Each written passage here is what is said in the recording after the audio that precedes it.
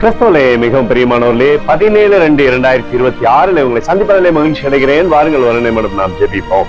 அன்பு தகப்பனே, இன்றைக்கு என்னுடைய பாதுகாப்புக்காய் ஜெபிக்கும்படி என் தேவனுடைய சமூகத்தில் வருகிறேன். என் தேவனுடைய நிறைவும் அன்பும் ஆசீர்வாதம் விடுதலை என்னுடைய வாழ்க்கையிலிருந்து செயல்படும்படி நீ செய்தரும்படியாக ஜெபிக்கிறேன். எல்லா பொல்லாப்பு நாசமோச விலைக்கு நீங்க பாதுகாத்துக் கொள்ளுங்க. என் தேவனுடைய கரம் இவரோடு இந்த அற்புதத்தை செய்வதாக.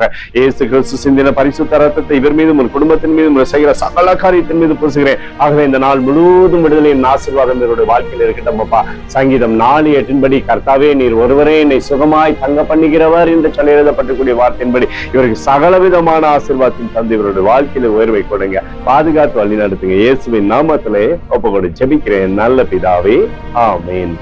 பிரியமான ஜெப பங்காளரே, ஒரு நிமிடம் நம்ம இந்திய தேசத்திற்காகவும் ஜெபிப்போம். அன்பு தகப்பனே, 17-2-2026 தேசத்தின் நன்மைக்காய் ஜெபிக்கும்படியாய் உம்முடைய சமூகத்தில் வருகிறேன். இந்திய தேசத்தை நீ ஆசீர்வதிக்கும்படியாய் ஜெபிக்கிறேன். தேவனுடைய கிருபை தேசத்திலிருந்து அற்புதத்தை செய்வதாக.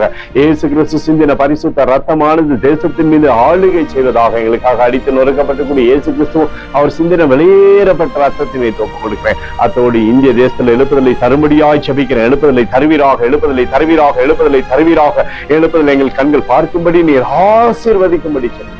நேற்றும் இன்றும் என்று மாறாதவராகி இயேசுவின் நாமத்திலே ஒப்புக்கொண்டு ஜெபிக்கிறேன் நல்ல பிதாவே, ஆமேன். பிரியமான ஜெப பங்காளரே, ஆண்டவர் நம்மளோட ஜெபத்தை கேட்டிருக்கிறார். இந்த நாள் முழுவதும் கர்த்தராகிய இயேசு கிறிஸ்துவுக்குள் நீங்கள் வளரும்படி வாழ்த்தி ஆசீர்வதிக்கிறேன். ஆமேன்.